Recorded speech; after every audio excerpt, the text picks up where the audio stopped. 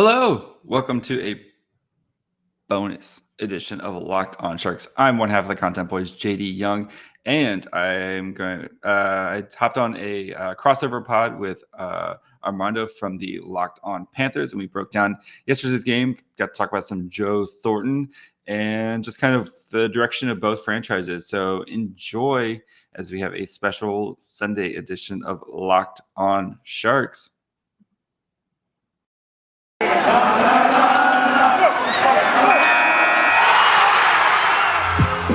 You're Locked on Sharks, your daily podcast on the San Jose Sharks.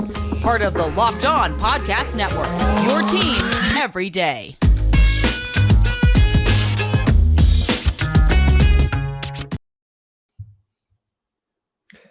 And welcome into this crossover edition of the Locked On Florida Panthers podcast and the Locked On San Jose Sharks podcast, part of the Locked On Podcast Network, where it's your team every day. Thank you for making the Locked On Florida Panthers podcast and Locked On Sharks podcast your first listens of the day. For the people on the San Jose Sharks feed, let me introduce myself. My name is Armando Velez. You can follow me on Twitter at MondoMan12. Follow the show account on Twitter at LO_FLA Panthers. And very thankful to bring in the host, one half of the host of the Locked On Sharks podcast, nicknamed the Content Boys, and for the Panthers feed, fellow Dolphins fan as well, JD Young. JD, how are you? I'm doing well, buddy. This has been a long time coming. Mm-hmm. Absolutely. This is something that we've kind of talked about behind the scenes ever since I joined the network, and we both found out that you have you like another team that is colored in teal. So great to be doing this, man.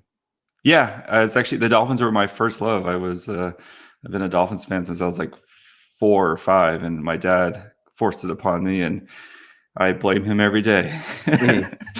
So JD knows all about what public subs are out there in the West Coast. So he knows all about that. We've spoken a little bit about that as well. So I wish that they had Publix out there, man, so that you could get a chicken tender sub. Yeah, when my wife and I, every time we go back east to visit my family, that's one definitely on the to-do list is to go to Publix and get a sub. So yes. That's awesome, man. And hey, and you're welcome back here anytime, man. But let's talk about this game. The Florida Panthers come out with a 5-4 victory over San Jose on Saturday night, a 6 p.m. puck drop for this one Eastern time. And the San Jose Sharks and the Florida Panthers, they are teams going in different directions. They have different end goals as of right now. But let's talk about our biggest takeaways of this game. For the San Jose side, what are your biggest takeaways for coming out of this one? James Reimer is back, baby. Reimer, who started the season on fire and then kind of dealt with some injuries around the Christmas break and was really rough stretch coming out of the Christmas break. I think he got pulled 3 times, but the past 2 games has been on fire. Against the Caps, I think he stopped like 41 of 42 shots, and then an onslaught from the Panthers last night, and he gave up 5 goals, but I mean, that could have been like 8 or 9 goals the way the Panthers were playing. So, it's great to see him kind of bounce back to form, especially if the Sharks do have any intentions of trying to make the playoffs. He's going to have to be playing like this on a night in, night out basis, just because the Sharks offense just isn't where it needs to be a playoff caliber team. Yeah, and James Reimer, former Florida Panthers goalie, he was traded the day before Sergei Bobrovsky signed his 7-year, $70 million contract, traded over to Carolina on June 30th of 2019 to make space on the roster for Sergei Bobrovsky. And I always cheer on former Panthers players, especially goalies. Sam Montembeault is one of them. James Reimer, the other, and Jacob Markstrom specifically are 3 of them that are in different situations now, but definitely cheering them on. And my biggest takeaway for this one was the amount of blocked shots, the discrepancy in blocked shots between the San Jose Sharks and the Florida Panthers. The Florida Panthers only had 4 blocks this whole game, and they were kind of not helping Sergei Bobrovsky in this one, and that's what really led to the 3-1 deficit for the Panthers at the time, and just not being. There was a time at the end of the first period, the Sharks had 15 shots on goal, but the attempted shots for San Jose was 17. So that's very telling on how many open shooting lanes that the San Jose Sharks really had early on Sergei Bobrovsky. But the attempted shots for Florida, my goodness, and you said it best on the Locked On Sharks feed, that if the Sharks were gonna be in a track meet with the Florida Panthers, it wasn't going to end pretty for them. And the Florida Panthers in this one ended up with 90 attempted shots, 50 of them on goal. Yeah, and that's been kind of the Sharks' MO is they're going to try to block as many shots as they can. Mario Ferraro, who left the game early, I think he left the game after the first 5 minutes after taking a puck to the face, and he's doubtful for the rest of the road trip. But he's the NHL leader in block shots. Nick Bonino is the NHL leader in block shots for forwards. That's been kind of their thing is they're going to try to make you work for quality shots, and they're going to block as many as they can to try to make their lives easier on the goaltenders. And especially after the way that the defense has been so porous the past couple of years, they're trying to kind of slow down and slug up, make these games really muddy and make it difficult for the opposing offenses to get quality shots. And it's worked at times. And I mean, the game plan was there last night, and they did a great job of taking advantage of the opportunities that they had whenever they got the counterattacks. But again, when you face these cup caliber teams like the Panthers and the Lightning, and they play the Canes later today, you can only hold the dam so long until it finally breaks, and that's what happened. And you saw the Sharks by the end of the third period, and by overtime, the Sharks were just out of gas. Mm-hmm. And you said it best when running out of gas, and when you're playing 5 defensemen, when Mario Ferraro took the puck to the face, that's gonna put more pressure on different types of players. When the Florida Panthers had a lot of players on the COVID list, Mackenzie Weegar was that guy logging a lot of minutes in their game against the Los Angeles Kings. Brett Burns in this one. Let's talk about the amount of minutes. 34 minutes. 34 minutes. 34 minutes, which the dude, he's literally 1 month older than me. He's going to be turning 37 here next month.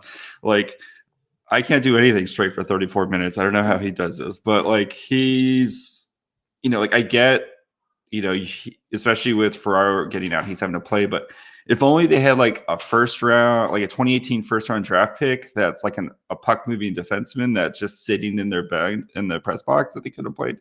Yeah, so that was my big thing with Ryan Merkley, who got benched after the Lightning game, a game where everybody played poorly. They lost, 7-1 or 7-3. I forget what it was, but it was bad, right? But he was, of course, the scapegoat for that game. And then, especially with Erik Carlson being out, Burns is really the only puck moving defenseman that they have right now. So it seems weird to me that you're Ryan Merkley, who's a first round draft pick, and I know he's only got less than 20 games under his belt, but it's you need him to get the puck out of the zone and to take some pressure off Brent Burns, so he doesn't have to play 34 minutes a night, and especially the first game of a back-to-back. Yeah, I can only imagine it being frustrated for the former Norris Trophy winner, and it's just a lot of you're taxing a guy at that point. But hey, this is an opportunity for him to play as well, since you said that Ferraro is doubtful for the trip. Erik Karlsson's out until March, so the Florida Panthers could see him the next time they face. But let's go to a break, and we'll break down more of this game. But first, we're going to tell you all about Built Bar. It's the new year, so that means New Year's resolution. If yours is about getting fit or eating healthy, make sure you include Built Bar in your plan. Built Bar is the protein bar that tastes like a candy bar, maybe even better than a candy bar. Built Bar makes it easier to stick to your resolution because it tastes so good you'll want to eat it, unlike other protein bars, which can be chalky, waxy, or taste like a chemical spill. You want to eat healthy, but it just gets so boring. By week 3, you might be thinking, this is just not worth it. Where's the chocolate? Built Bars are covered in 100% real chocolate. Most Built Bars contain 130 calories, 4 grams of sugar, 4 grams of net carbs, and 17 grams of protein. Compare that to a candy bar, which usually has 240 calories, 30 grams of sugar, and dozens of net carbs. Here's an idea for the new year. Go order your secret treat stashes at home, in the pantry, in the office, in the car, wherever. Throw out all the sugary, calorie-filled treats and replace them with Built Bar. So when you're craving a snack or a treat, you can reach for something that's healthy and tastes incredible. Even if you're not a huge fan of working out, you can at least eat something that tastes good and is good for you. That way, when you enjoy a delicious Built Bar, you can almost count it as a workout. And there's so many flavors to choose from: coconut almond, peanut butter brownie, raspberry, cookies and cream, salted caramel, mint brownie, and many more. In fact, Built is always coming out with a new limited time flavor. So check out built.com often to see what's new. Go to builtbar.com and use promo code LOCK15 to get 15% off your next order. Use promo code LOCK15 for 50% off at built.com. And welcome back to this crossover edition of the Locked On Florida Panthers and the Locked On San Jose Sharks podcast. So, JD, one thing that really helped with the San Jose Sharks really breaking out to their 3-1 lead was their power play. Their power play, which coming into this game was ranked 23rd in the NHL. And they went perfect in this one, 2 for 2. Dahlin getting both of them. How encouraging is it for the San Jose side that they got 2 for 2, and how much of this can be a momentum swing going forward? Yeah, you hope so, especially because they went through a brutal stretch. I think from it was like December 11th through the January, before the Timo Meier 5-goal game. So I think so January 15th or whatever, they had and during that time they'd given up 3 shorthanded goals on the power play and scored 2 power play goals. So so this is something where, especially right now with the power play being kind of so lopsided, with the power play one being with Burns and Couture and kind of all of the big names, and then like last night Mario Ferraro was supposed to run power play 2. Mario Ferraro, he's a pretty good defenseman, but running the power play probably isn't what in his best skill set. So, but it was nice to see Dahlin get going. He came out of the gate on fire, and he definitely had some struggles between a shoulder injury and then getting COVID, and he's been kind of rounding back into form. So it's nice for him to kind of get rewarded for his efforts with the two goals last night, both being on the power play. But I'm still a little hesitant because his power play is just, sometimes it'll look really crisp, and then sometimes it just looks like they have guys are just standing around static, and they're just passing the puck waiting for something to happen. So I'm still a little hesitant on the power play being kind of back, but it's at least encouraging to see Dahlin get going. Mm-hmm. There was a time for the Florida Panthers where their power play before the COVID break was at a 16%, but theirs is around the mid-20s right now. They haven't had a power play goal in the last 3 games, but it's still better than where it was before. But one really encouraging thing for the Florida Panthers, especially Sergei Bobrovsky, in this one, where he had the Florida Panthers broadcast. Randy Moeller, the color analyst, he said on the save on Balcers in the middle of the second period on a breakaway, he was all alone on Bobrovsky. He makes a pad right pad save, and Randy Moeller said, "Remember that save," and that was when it was 3-1 at the time. Yep, that could have been the backbreaker right there if Balcers had gotten that. And we've seen Balcers make. He scored on that, I think, against Calgary and stuff like that. He's scored goals like that, but that you're at the time you're like, oh wow, that would have been 4-1, that would have been great. But man, in a game that you lose 5-4 in overtime, that could have been the game winner right there. So yeah, that was a great save by Bobrovsky, especially since he kind of struggled a little bit earlier too, for him to kind of work back into the game and make that huge save right there. Absolutely, and there's also another one where Carter Hagee gets a goal right in front of the net. Multiple chances. Uyghur, Barkov attacked, and then Verhaeghe gets a loose puck, a scrambling puck right in front of James Reimer, and that was when it was 4-2 after the second Dahlin power play goal shortly after. And when it was 4-2, I was like, oh no, it's this is gonna the Florida Panthers cut it to 1 and then give the lead back again, and then the Florida Panthers make it 4-3, and then the offside call, which was the easiest call the referees could ever make for an offside. And great challenge by Bob Bugner, former Florida Panthers coach. And at that point, JD, when the goal was reversed, I had a little bit of doubts that this comeback could happen. But at the same time, something in the back of my head always said that this team has done it before. We've seen it doing it against Washington and Buffalo just in the same week, just a few weeks ago. And I think this is now Florida's 13th or 14th comeback win of the season, top 2 or 3 in the NHL. And playing in Sunrise is just a different story for this Florida Panthers team than the rest of than when they go to like different NHL arenas. Now 23-3-0 at their home arena. They just had their biggest capacity crowd since the 2019 season at 18,152 people. So, and that was on the same night of a Miami Heat home game too. So the crowd was really into it. It was an opportunity for Joe Thornton to face off against his former team, which was a beautiful thing to see him not only play but in the starting lineup as well.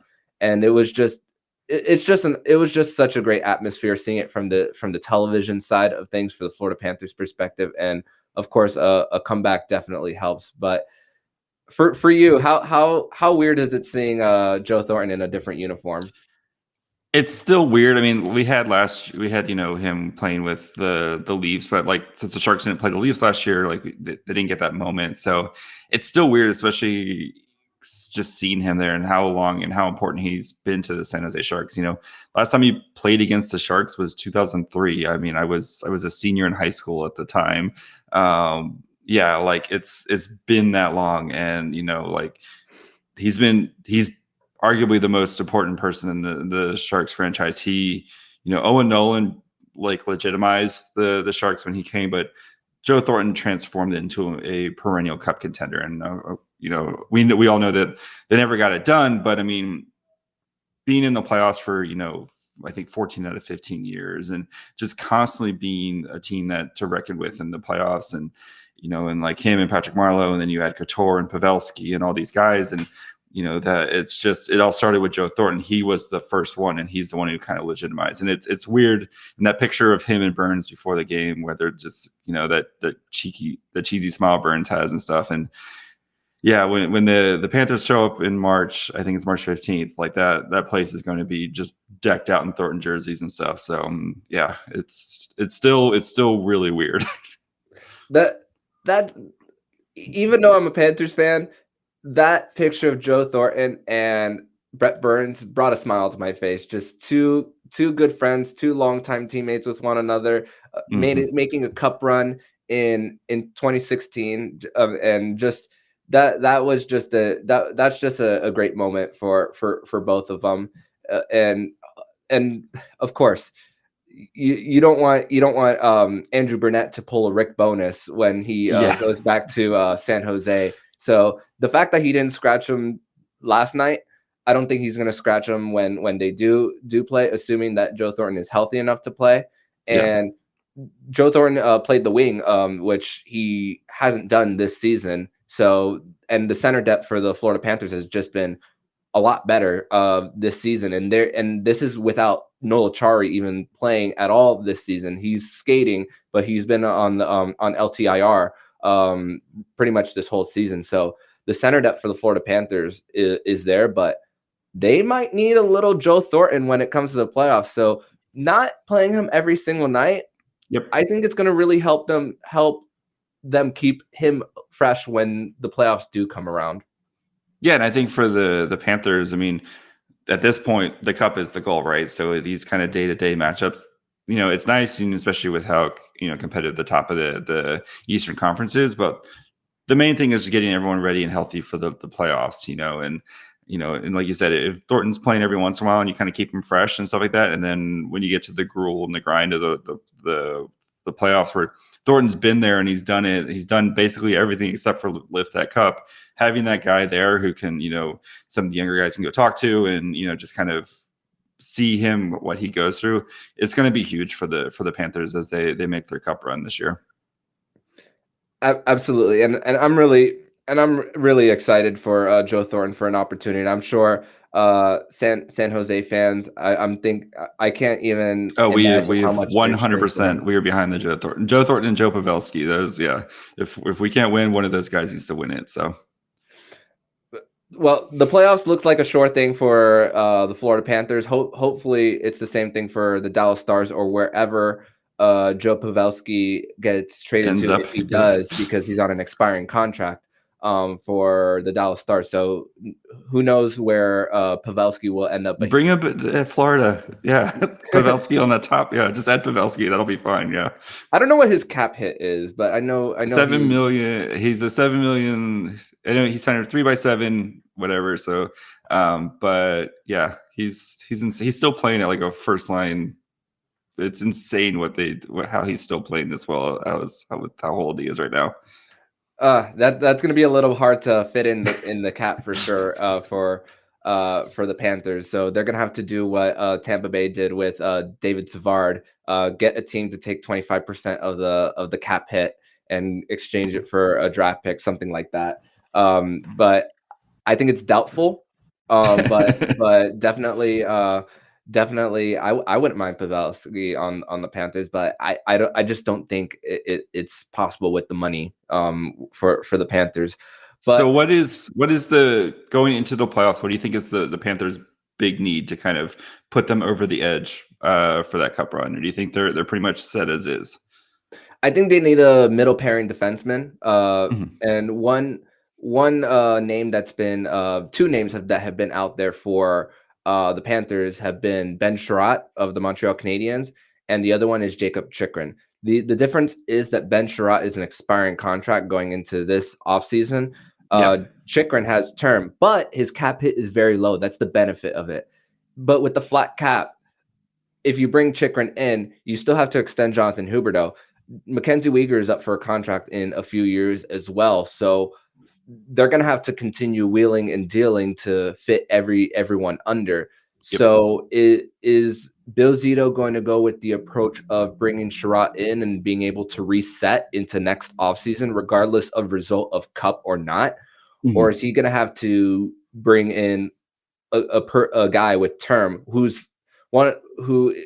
if you put Jacob Chikren on this team, you're going to really see him shine way more than, of course, in Arizona. I mean, that's going without saying, but it's just the term of how to fit him in. And the Florida Panthers still have a situation where they're dealing with the majority of Keith Yandel's buyout next year, and then the majority of that will be gone. I think the recapture penalty of Roberto Luongo ends this year or next. I'd have to check Cap Friendly again for that. This year, I'm pulling up Cap Friendly right now. So yeah, this year's. Oh my God, the Keith Yandel one next year is brutal. Yeah, it's brutal. It's like $6 million. Along with Scott Darling as well. So they're going to be a little cap strap next year. But the way Bill Zito structures his contracts, there's no long-term commitments outside of the core three for the Florida Panthers and Sergei Bobrovsky.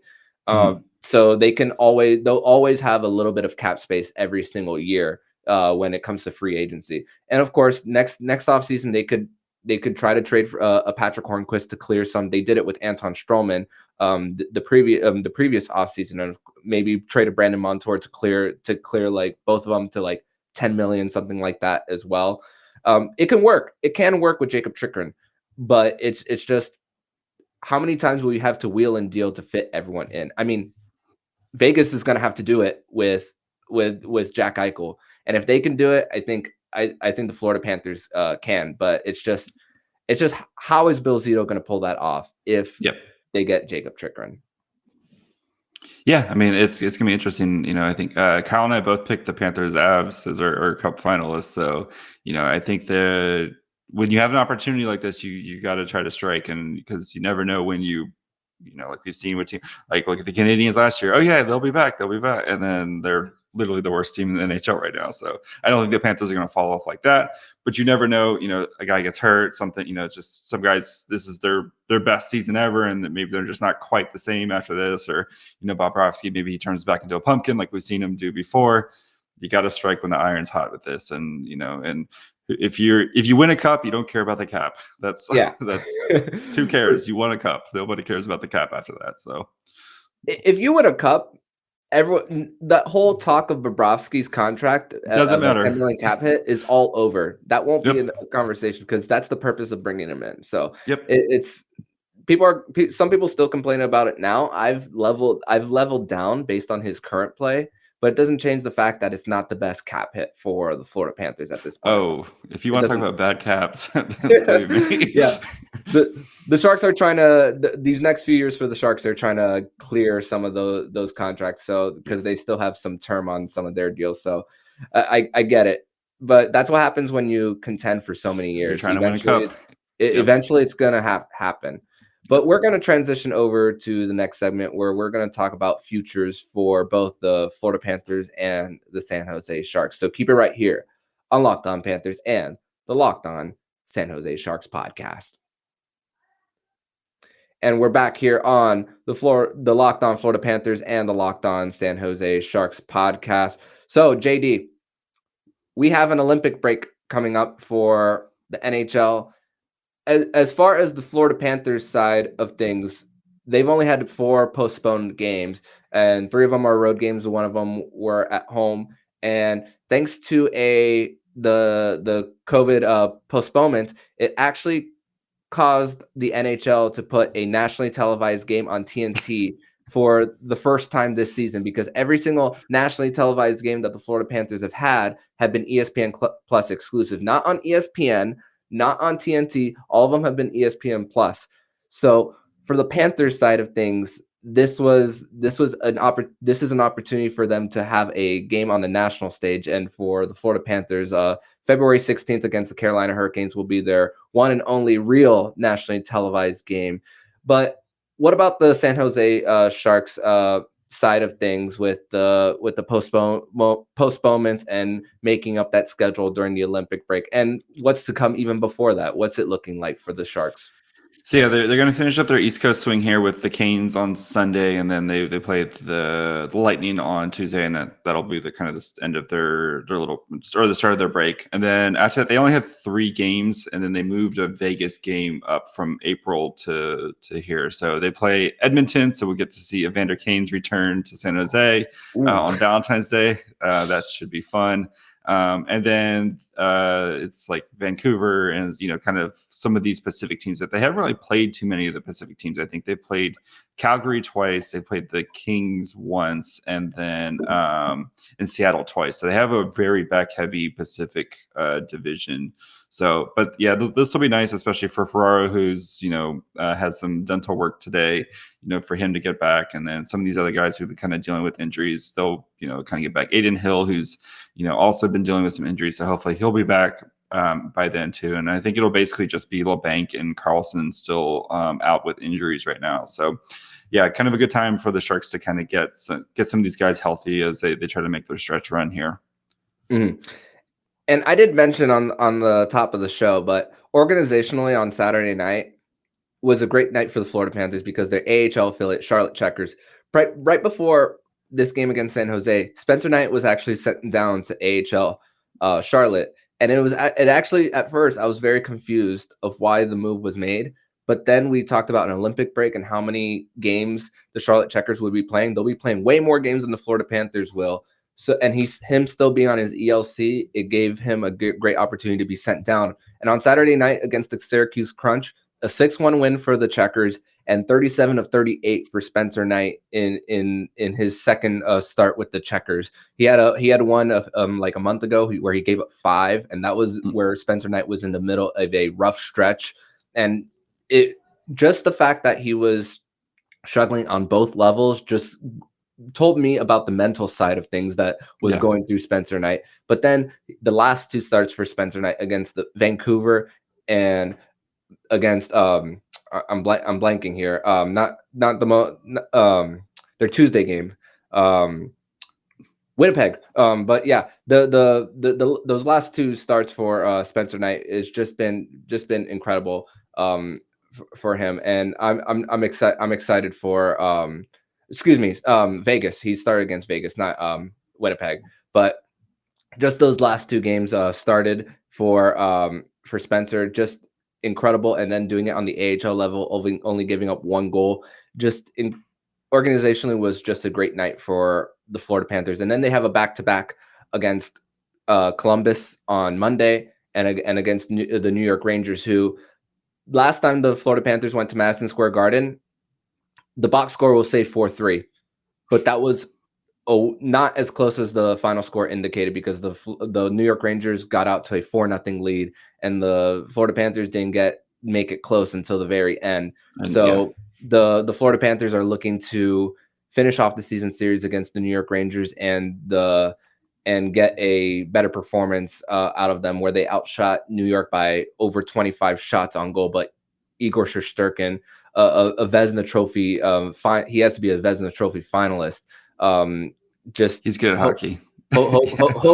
I mean, New York is spoiled with goaltending. They just retired Henrik Lundqvist's number on Friday, and now the Florida Panthers are looking to go into that building again to try to figure out Igor Shesterkin.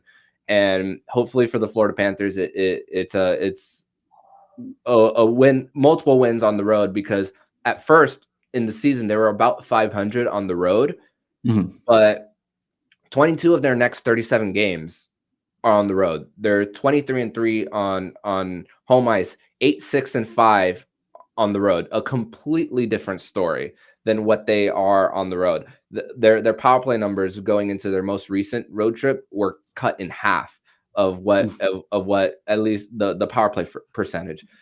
So let's see if the Florida Panthers can build that momentum, because their two recent road trips, a 2-game road trip in Dallas and Carolina, and then that 5-game road trip, the Western Canadian trip, both of them ended over 500. So that is a little bit of an encouraging sign that this Florida Panthers team can get it together on the road, because when they get to the playoffs, even though if they win the division, they'll get home ice in the first 2 rounds, and they're more than capable of winning at home, you got to find a way to win on the road as well. Yeah. Oh, they got a brutal road trip coming up to that West Coast swing. Yeah. It's like California. It's all the California teams in March and Vegas. So the Ducks are a surprise this year. The LA Kings, we don't know what we're going to get out of the LA Kings. I think they're like a year or two away from really contending again, because I really like the direction of their rebuild, and one of the best farm systems in all of the NHL as well. So that's not going to be an easy trip. And with Vegas, they're gonna have Jack Eichel back more than likely.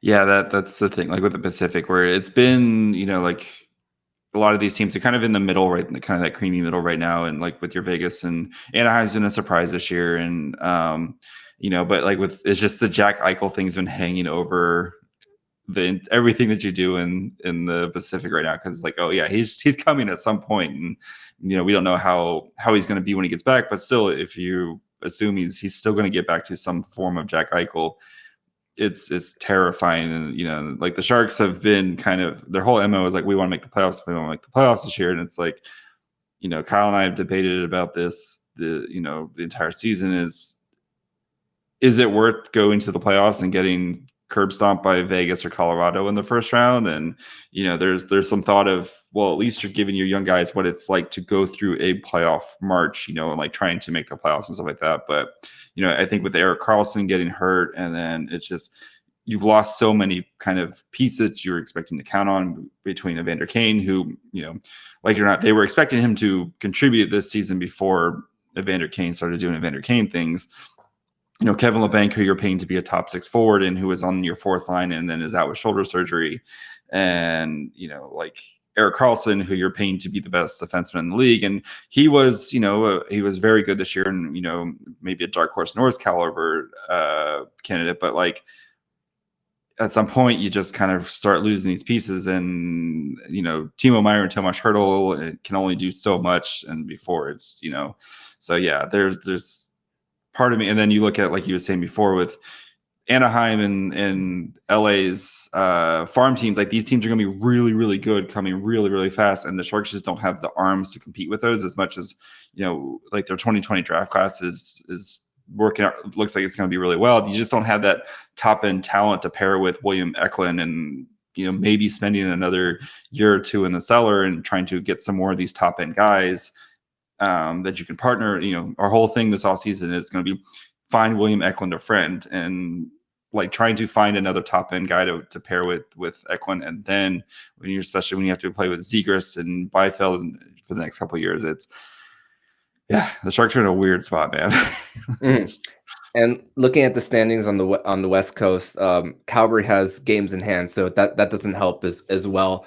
And I believe Minnesota is the other team that has games in hand. Yeah, they and Edmonton has games in hand too, even though they're not in the best position right now. So it's gonna be hard for the Sharks. They're just outside of it now without those games in hand, but like I said, sometimes when you contend for so many years, eventually teams are going to have to start over. I mean, we see that in multiple sports in sports mostly that have a salary cap, mostly that we see it in, and hopefully for like you said, William Eklund gets a friend. He's for the Panthers listeners, William Eklund started the season with San Jose and then went back to his team. He went back to Sweden, Djurgården in Sweden, So hopefully the Panthers get to see him in March, and we get to see William Eklund, who's seen the memes of the Content Boys, something that they had William Eklund on their show. So that was a fun conversation, JD. So, but yeah, thank you. But anyways, thank you once again for doing this crossover with me for the Locked On Florida Panthers podcast. For my listeners, tell them where they can find you on the internet. They can find me on Twitter at myfryhole. You can find my co-host Kyle at Kyle Demetrius. The show, of course, is at Locked On Sharks, where we shit post 87% of the time, and then we manifest the rest of the time. So, of course, you can listen to us wherever you get your podcasts, Spotify, Apple, et cetera, and subscribe to us on YouTube as we make the march to 1,000 subscribers, so we can get some of that sweet money from YouTube. So awesome. And for the San Jose Sharks listeners, they can follow me on Twitter at MondoMan12. Follow the show account at LO_FLA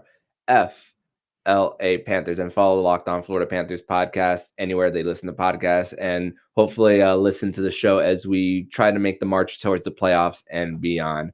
But thank you so much, JD, and I will see you in March.